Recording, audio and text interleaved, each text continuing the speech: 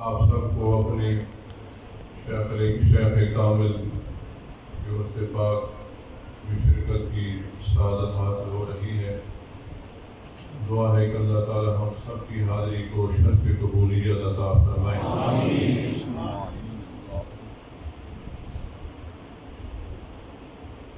اولیاء اللہ کے پاس آنا اور ان کی خدمت میں کچھ لمحات گزارنا یہ ایک مقبول عبادت ہے، کیونکہ اللہ تعالیٰ کے مقبول بندے وہ بندے ہیں کہ جنہیں اللہ تعالیٰ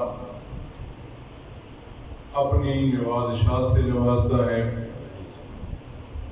اپنے فیضان سے برکات سے نوازتا ہے،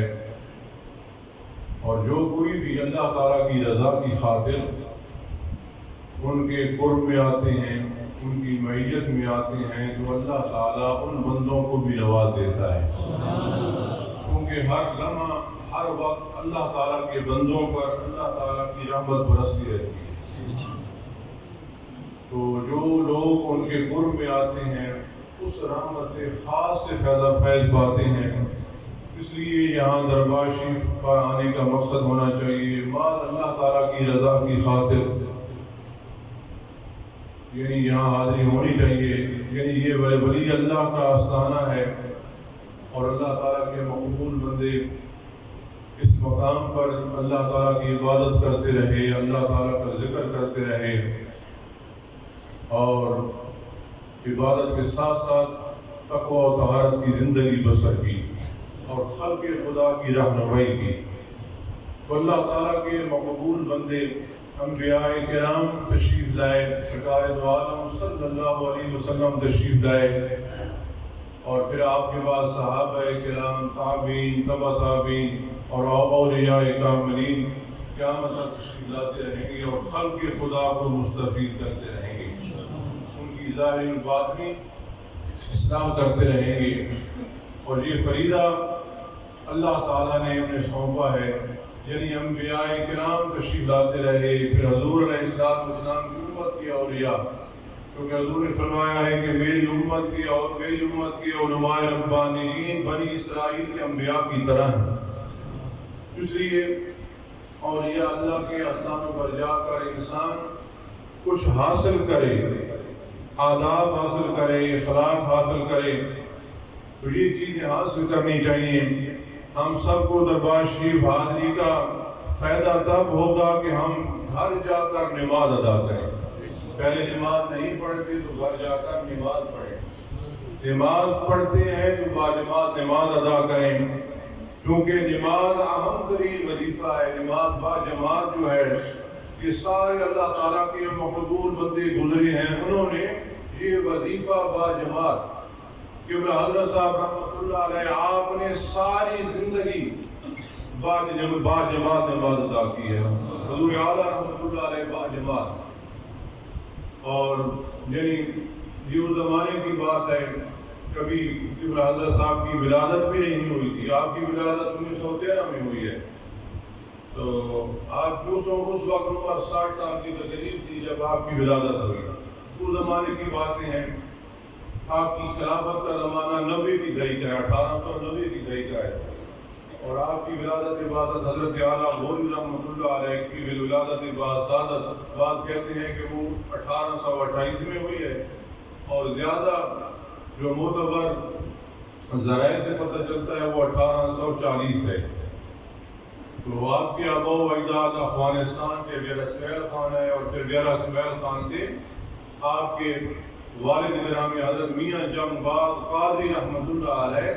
گھوشی تشریف لائے۔ اس زمانے میں یہ قصبہ تھا، گھور مٹی کے ٹیلے کو کہتے ہیں، یعنی مٹی کا وہ پکا ٹیلا، ایک ریت کا ٹیلا ہوتا ہے، ایک مٹی کا ٹیلا ہوتا ہے، جو مٹی کا ٹیلا ہو تو اس کو گھور کہتے ہیں، تو وجہ تسمیہ بھی یہی ہے۔ تو حضرت اعلیٰ پیر فتح محمد گھوروی رحمۃ اللہ علیہ کے والد گرامی بھی مجاز بزرگ تھے، سلسلہ عالیہ قادریہ کے مجاز بزرگ تھے۔ تو پھر حضرت اب آپ کو جب آپ تعلیم سے 24 سال 18 سال یا 24 سال کی عمر میں آپ تعلیم سے فارغ ہوئے تو معاویت کے عالم میں رہنے لگے، ذوق شوق بڑھ گیا، ذکر و فکر کی طرف ذوق شوق بڑھ گیا، تو آپ کے والد محترم نے آپ کو نسبت قادریہ عطا فرمائی، نسبت قادریہ۔ خیر وہ لمبا سلسلہ ہے، پھر سلسلہ آگیا نقش بندیہ کے فیضان سے بھی مستفید ہوئے، حضرت مجدد حسانی رحمۃ اللہ علیہ کی بارگاہ میں بھی جاتے رہے، اور بے شمار اولیاء اعظام سے آپ نے فیض حاصل کیا ہے۔ تو مقصد یہ ہے کہ یہ اولیاء اللہ تعالیٰ کے مقبول بندے، انہوں نے مسکن یہاں بنایا ہے۔ قبلہ حضرت صاحب کے والدین شریف کا مزار آپ کا جو ہمارا خاندانی قبرستان ہے وہاں پہ ہے، تو وہاں بنا، اور پھر آپ نے قبلہ حضرت صاحب رحمۃ اللہ علیہ کو وصیت فرمائی کہ مجھے اسی تھلے پر دفن کریں، مجھے اسی تھلے پہ دفن کریں، میں تمہیں دیکھتا رہوں گا، مجھے اپنی فکر نہیں ہے، تمہاری فکر رہے گی، مجھے اپنی الا ان اولیاء اللہ لا خوف علیہم ولا هم یحزنون الذین آمنوا وقالوا یتقون۔ اللہ تعالیٰ کے بندوں کو کوئی نہ خوف ہوتا ہے نہ غم ہوتا ہے، فرمایا مجھے کوئی فکر نہیں ہے، مجھے تمہاری فکر رہے گی، مجھے اسی جگہ دفن کریں اور میں تمہیں دیکھتا رہوں گا۔ تو قبلہ حضرت صاحب رحمۃ اللہ علیہ کا جب وصال کا وقت قریب آیا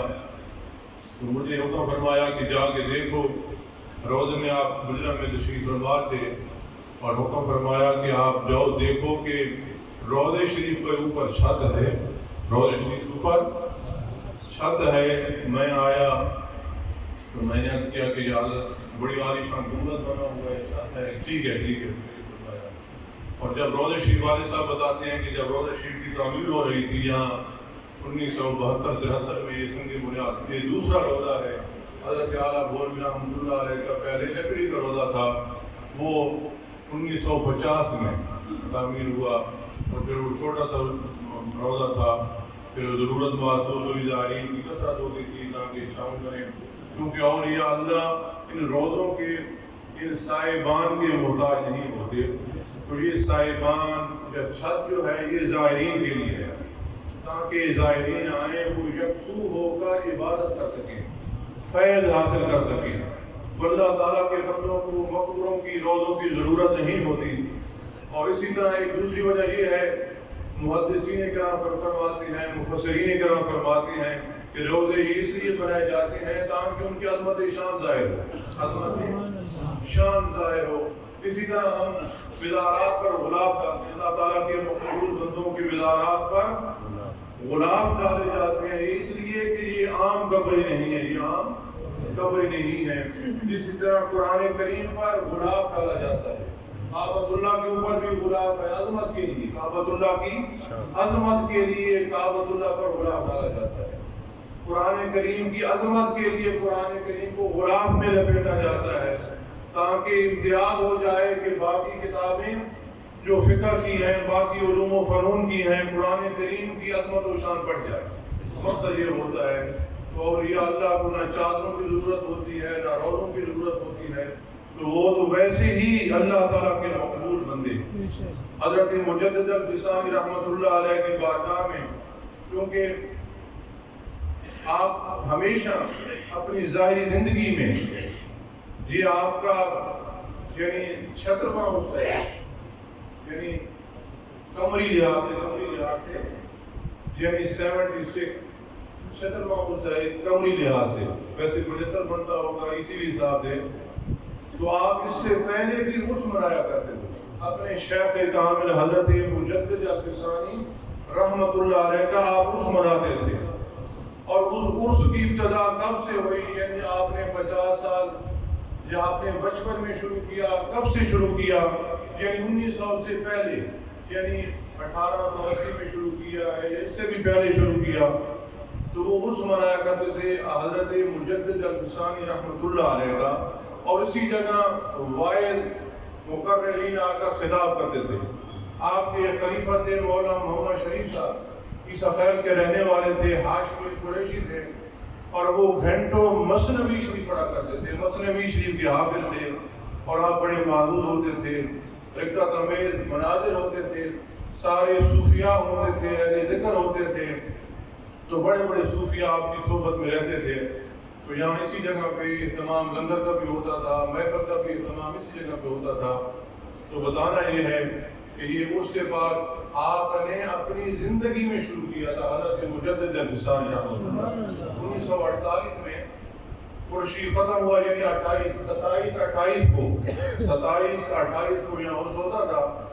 تو عرس ختم ہوا تو باقی لوگ کافی سارے چلے گئے، بنوں کے لوگ اور بہت سارے لوگ، آپ نے ان کو اجازت نہ دی کہ آپ نے فرمایا آپ رک جائیں، تو وہ رک گئے۔ تو اگلے دن آپ کا وصال، سویرے نماز کے بعد آپ کا وصال ہو گیا۔ یہاں میاں والی میں آپ کی مشہور و معروف خواجہ تھے محمد امیر خان سنبل، اور ان کے صاحبزادگان محمد حجت اللہ خان سنبل نے، میں نے ان سے سنا ہے کئی دفعہ، وہ فرماتے ہیں کہ والد صاحب جب عرس سے واپس آئے 28 صفر کو، تو ہمیں رات چاروں بھائیوں کو اکٹھا کیا اور فرمایا کہ بیٹا تم نے صبح دربار شریف کی حاضری کرنی ہے۔ تو ہم چاروں بھائی، یعنی جو پہلی بس آتی تھی تہجد کے وقت، یعنی نماز اذان سے پہلے آتی تھی بھور شیوی سخیل کے لیے، ہم اس پہ سوار ہو کر چاروں بھائی جب یہاں پہنچے تو سورج طلوع ہو رہا تھا۔ تو ہم مثلاً سردی تھی، پو کا مہینہ، یعنی 31 دسمبر کو وصال ہوا ہے، تو یعنی پو کا مہینہ 26 کو سردی کا خاص دن، تو ہم کب یعنی سردی ہم پہ بھی تاریخ تھی، جوان تھے، چھوٹا بھائی ہمارا وہ کوئی 10 سال کا تھا، ہم کو 20 کے درمیان تھے۔ اس طرح مثلاً ہم بیٹھے رہے، کافی دیر دھوپ تاپتے رہے، اور پھر ہم نے خادموں سے پوچھا کہ جب حضرت صاحب کس ٹائم باہر آئیں گے؟ تو خادموں نے بتایا کہ آپ کو پتہ نہیں، حضرت آپ کا تو وصال ہو گیا ہے۔ نماز فجر کے بعد طلوع فجر سے پہلے، یعنی طلوع آفتاب سے پہلے آپ کا وصال ہو گیا ہے۔ اور کہتے ہیں کہ ہمیں یہ سعادت ملی کہ ہم چارپائی اٹھانے والوں چاروں بھائی تھے، چاروں بھائی، تو بنوں کے لوگ بھی تھے، اس طرح مثلاً وزائرین۔ تو اس طرح مثلاً پھر اگلے دن آپ کا جنازہ ہوا، یعنی اسی دن جمعے کا دن تھا آپ کا جنازہ ہوا۔ تو بتانا یہ ہے کہ اللہ تعالیٰ کے مقبول بندے مرتے نہیں، ایک حویلی سے دوسری حویلی منتقل ہو جاتے ہیں۔ تو اللہ تعالیٰ کے مقبول بندوں کا فیض عام ہے۔ اللہ تعالیٰ ہمیں بھی ان کے فیض سے باجا فرمائے، اور اللہ تعالیٰ ان کی نوازشات جو اللہ تعالیٰ کی ان پر ہو رہی ہیں ہمیں بھی ان سے